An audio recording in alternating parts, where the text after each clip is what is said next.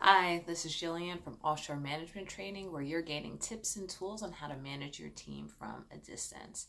Today is going to be part 4 of the travel series, and the topic is tipping for your safety. I have been to India 7 times, and I can attest to the power of tipping and the benefits of it, but mainly I tip for safety reasons. So, the very first time I went to India, originally my team was going to send me by myself. I was like, I'm new to the company and I'm new to this country. I don't feel comfortable with that. So, they sent me with one colleague.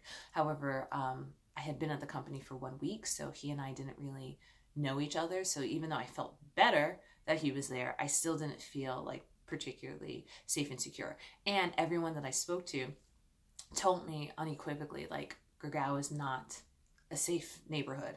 So I was really freaked out. So I hatched this plan, which was to tip heavily. And the idea was I want the hotel and I want the drivers and I want everyone who like interacts with me on a day-to-day basis to call the police a little bit faster if Miss Jillian goes missing than they would for somebody else. That was the plan. So I went to the bank here in the US and I took out, I think it was like $200 in cash, and it was all $20 bills. And the idea was that when I got to India, I was going to convert that money and I was going to tip heavily in rupees. Well, the plane lands, super exhausted, super tired, and at the time that we landed, maybe we could have exchanged the money, but like I forgot about it. And so we get to the hotel, and the bellhop comes over and he's very attentive and he's like, oh, I'm going to take your things upstairs. Typically I do that myself, but I was so tired and I wasn't like confident in terms of how things work. I'm like, am I going to insult him by saying no, I'm going to carry it myself? So I was like, whatever, bring it up to my room. So I go up to my room, I get settled in. A couple of minutes later he shows up with the bags, and now he's about to head out the door. And so when I go to tip him, that's when I realized, I was like, oh my goodness, number one, I didn't convert any of my cash into rupees. And I was like, and number two, I have only 20s. Like in the US, I wouldn't tip a bellhop a 20. And so I had this real dilemma. I was like, do I give this dude $20 or do I just like catch him on the next go around? And so then I remembered my commitment to safety, and I was like, I do want him to call the police a little bit faster if I go missing. So I gave him the 20. Well, 20 US dollars in the US, I mean, in India, is probably the equivalent of like a 60 to $80 tip over in India. And I had essentially made a friend for life after that tip. And it worked out even better than I anticipated, because what happened, I think that was the only like really big tip that I gave. Maybe I gave like a couple of others here or there.